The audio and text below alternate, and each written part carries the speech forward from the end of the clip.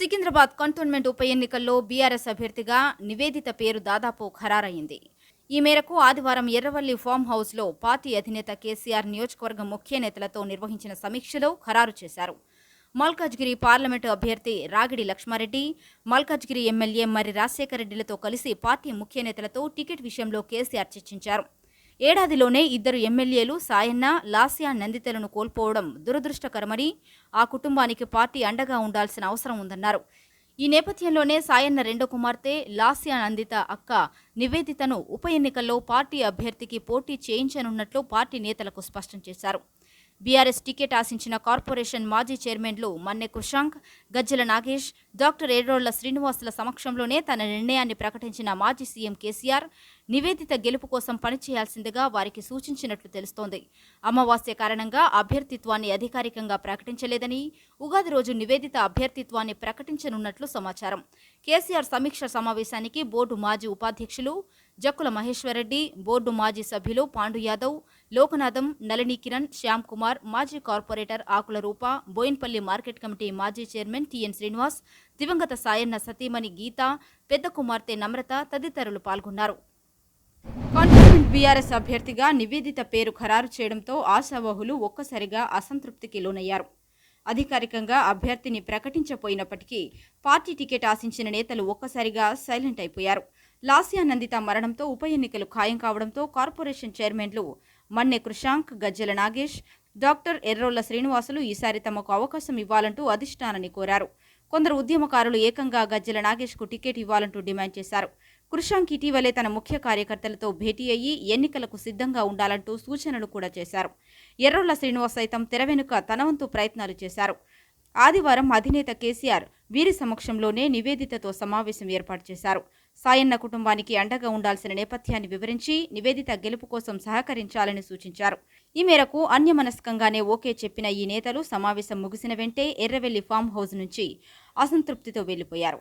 కనీసం కేసీఆర్తో group photo కూడా దిగకుండా వెళ్లిపోవడం గమనార్హం. అధినేత కేసీఆర్తో కంటోన్మెంట్ ముఖ్య నేతల భేటీకి ముందే ఆదివారం మధ్యాహ్నం మన్నె కృషాంక్ తన ఫోన్ స్టేటస్లో పెట్టిన పాట చర్చనీయాంశమైంది. మేరే నామ్ జోకర్ సినిమాలో రాజ్ కుమార్ జోకర్ వేషంలో అభినయిస్తూ పాడిన ఖల్ ఖేల్ మే హమ్ హో న హో వీడియో సాంగ్ను స్టేటస్గా పెట్టుకున్నారు. సాయంత్రం కేసీఆర్తో భేటీ ముగిశాక ఏకంగా కృషాంక్ ఫోన్ స్విచ్ ఆఫ్ చేసుకుని స్థానికులకు అందుబాటులోకి రాలేదు. దీంతో కృషాంక్ తదుపరి కార్యాచరణ ఎలా ఉండబోతోందని స్థానిక నేతలు చర్చించుకుంటున్నారు. ఇదిలా ఉండగా గజ్జల నాగేష్కి టికెట్ కేటాయించాలంటూ ఆయన వర్గీయులు సోషల్ మీడియా వేదికగా డిమాండ్ చేస్తున్నారు. గజ్జల నాగేష్కు మద్దతుగా పెద్ద ఎత్తున ఆయన అభిమానులు పోస్టింగ్లు పెడుతున్నారు. ఈ నేపథ్యంలో బీఆర్ఎస్ అభ్యర్థిత్వం ఖరారుకు ముందే కంటోన్మెంట్ బీఆర్ఎస్లో కీలక పరిణామాలు చోటు చేసుకునే అవకాశం ఉందని తెలుస్తోంది. కంటోన్మెంట్ ఉప ఎన్నికల్లో బీజేపీ తరపున పార్టీ విధేయులకే టికెట్ ఇవ్వాలని ఆ పార్టీ నేత వర్రి తులసి విజయ్ కుమార్ అన్నారు. ఈ మేరకు పార్టీ అధిష్టానానికి విన్నవించామని స్పష్టం చేశారు. ఆదివారం మారేడుపల్లిలోని తన కార్యాలయంలో విలేకరులతో మాట్లాడారు. గత ఎన్నికల్లోనూ తనతో పాటు 20 మందికి పైగా బీజేపీ టికెట్ ఆశించామని తెలిపారు. అయితే అధిష్టానం బయటి వ్యక్తి అయిన శ్రీ గణేష్కు టికెట్ ఇచ్చిందన్నారు. అయినప్పటికీ తామంతా అధిష్టానం నిర్ణయానికి కట్టుబడి పనిచేసి బీజేపీకి గణనీయమైన ఓట్లు వచ్చేలా కృషి చేశామన్నారు. శ్రీ గణేష్ పార్టీ మారిన నేపథ్యంలో ఇప్పటికైనా పార్టీ విధేయులను గుర్తించాలన్నారు. తన తండ్రి తులసిరాం గ్రామ సర్పంచ్ స్థాయి నుంచి 3 సార్లు పార్లమెంట్ అభ్యర్థిగా ఎన్నికయ్యారని తెలిపారు. ఆయన వారసుడిగా తాను కూడా చిన్ననాటి నుంచి ప్రజాసేవలోనే నిమగ్నమయ్యానని తెలిపారు. కంటోన్మెంట్ సమస్యలపై స్పష్టమైన అవగాహన ఉన్న తనకు బీజేపీ టికెట్ ఇస్తే తప్పకుండా విజయం సాధిస్తానని అన్నారు. గత అసెంబ్లీ ఎలక్షన్లో కంటోన్మెంట్ సీట్ ఆశించినుంటి, సరే ఏదో విధంగా మనకు దొరకలేదు, రాలేదు. మా పార్టీ ఆదేశాల ప్రకారంగా ఏది ఎవరికి ఇచ్చినా సరే మేము పనిచేస్తామని అనుకున్నాం, అదేవిధంగా చేసాం. కానీ ఈసారి గట్టిగా టికెట్ ఆశిస్తున్నాము. దాంట్లో ముందంజలో ఉన్నాము. ప్రస్తుతం అయితే ఇవాటి వరకు టికెట్ ఆశించి మేము ఈసారి మాత్రం బీజేపీకి మాకు టికెట్ ఇస్తే గట్టిగా పోటీలో ఉండి గెలిచి మన కిషన్ రెడ్డి గారికి కానీ మోదీ గారికి కానీ ఒక గిఫ్ట్ లాగా ఇద్దామని చెప్పి సంపూర్ణంగా అనుకుంటున్నాం. ఫస్ట్ స్టార్టింగ్లో మాకు చేవెళ్ళ సీట్ అని చెప్పారు. మళ్ళీ తర్వాత మేము మధ్యలో ఇక్కడే మేము కంట్రోల్మెంట్ ఇంట్రెస్ట్ ఉండే వాళ్ళు చేవెళ్ళ వెళ్ళినప్పుడు చేవెళ్ళ వెళ్ళాం. కానీ చేవెళ్ళ లాస్ట్లో మేము ఫైనల్గా కంట్రోల్మెంట్ ఇక్కడే ఉంటాం, మాకు స్థానికంగా ఇక్కడే మేము ఉంటాము కాబట్టి ఇక్కడే ఇవ్వని చెప్పి కోరుకుంటాం. పార్లమెంట్ అసెంబ్లీ ఎన్నికల్లో కాంగ్రెస్ పార్టీ ఘన విజయం సాధిస్తుందని ఆ పార్టీ అభ్యర్థి ఎన్ శ్రీ గణేష్ అన్నారు. కాంగ్రెస్ పార్టీ తరపున ఆయన అభ్యర్థిత్వం ఖరారైన నేపథ్యంలో రెట్టించిన ఉత్సాహంతో ప్రచారాన్ని మొదలుపెట్టారు. ఆదివారం ఉదయం బోయిన్పల్లి కూరగాయల మార్కెట్లో ప్రచారం చేపట్టారు. నగరంలో అతిపెద్ద కూరగాయల మార్కెట్లో వ్యాపారులు, హమాలీల సమస్యలను అడిగి తెలుసుకున్నారు. తాను ఎమ్మెల్యే అయితే తొలుత మార్కెట్ సమస్యల పరిష్కారంపైనే దృష్టి సారిస్తానని అన్నారు. కంటోన్మెంట్లో ఏళ్ల తరబడి పెండింగ్లో ఉన్న సమస్యలు పరిష్కరిస్తానని అన్నారు. ముఖ్యమంత్రి రేవంత్ రెడ్డి కంటోన్మెంట్ ప్రాంత అభివృద్ధిపై ప్రత్యేక దృష్టి సారించారని అన్నారు. 48 కోట్ల టీపీటీ బకాయిల విడుదల, ఎలివేటెడ్ కారిడార్ పనుల ప్రారంభోత్సవం వంటివి ఇందుకు ఉదాహరణగా చెప్పారు. త్వరలో జరగబోయే ఎన్నికల్లో మల్కాజ్గిరి పార్లమెంటు అభ్యర్థి సునీతా మహేందర్ రెడ్డి కంటోన్మెంట్లో తనకు ఓటేసి గెలిపించాలని కోరారు. బీఆర్ఎస్ హయాంలోనే నగరంలో అన్ని రంగాల్లో అభివృద్ధి చెందిందని ఆ పార్టీ మల్కాజ్గిరి పార్లమెంటు అభ్యర్థి రాగిడి లక్ష్మారెడ్డి అన్నారు.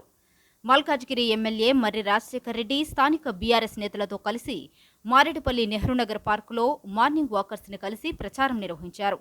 ఈ సందర్భంగా ఆయన మాట్లాడుతూ గ్రేటర్ హైదరాబాద్ బ్రాండ్ ఇమేజ్ను పెంచిన బీఆర్ఎస్ పార్టీకి నగర ఓటర్లు ఎల్లప్పుడూ అండగా నిలుస్తారని ఆశాభావం వ్యక్తం చేశారు.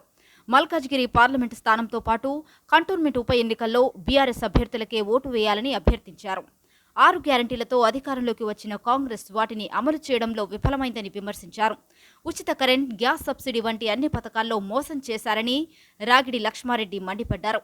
ఈ కార్యక్రమంలో బీఆర్ఎస్ సీనియర్ నాయకురాలు నివేదిత, కంటోన్మెంట్ బోర్డు మాజీ ఉపాధ్యక్షులు జక్కుల మహేశ్వరరెడ్డి, బోర్డు మాజీ సభ్యురాలు నళిని కిరణ్, మాజీ కార్పొరేటర్ ఆకుల రూప, బోయిన్పల్లి మార్కెట్ కమిటీ మాజీ చైర్మన్ టిఎన్ శ్రీనివాస్, సీనియర్ నాయకులు ఆకుల హరి తదితరులు పాల్గొన్నారు. ఆధ్యాత్మిక చింతనతో శాంతి సౌభాగ్యాలు పరడవిల్లుతాయని సుబ్రహ్మణ్య స్వామి దేవాలయ అభివృద్ధి committee chairman C Santosh Yadav అన్నారు. మోండా డివిజన్ అంబేద్కర్ నగర్లో Jesus Christ prayer power ministries ఆధ్వర్యంలో నిర్మించిన నూతన చర్చ్ ప్రారంభోత్సవానికి ముఖ్య అతిథిగా హాజరయ్యారు. ఈ సందర్భంగా ఆయన మాట్లాడుతూ అన్ని మతాల్లోనూ భగవంతుడిని ప్రార్థించేవారు తోటివారి సంతోషాన్ని కాంక్షిస్తారని అన్నారు. దేవాలయ కమిటీ చైర్మన్గా కొనసాగుతున్న తనను చర్చి ప్రారంభోత్సవానికి ఆహ్వానించడం పరస్పర సోదర భావానికి నిదర్శనమని అన్నారు. చర్చి అభివృద్ధికి సైతం తన వంతు సహకారాన్ని అందజేస్తానని అన్నారు. ఈ కార్యక్రమంలో pastor N Jonah, pastor N Hema, brother N Samuel, స్థానికులు రాము, నారాయణ, శివ, అబ్రహం, ప్రతీక్, వేణుచారి తదితరులు పాల్గొన్నారు.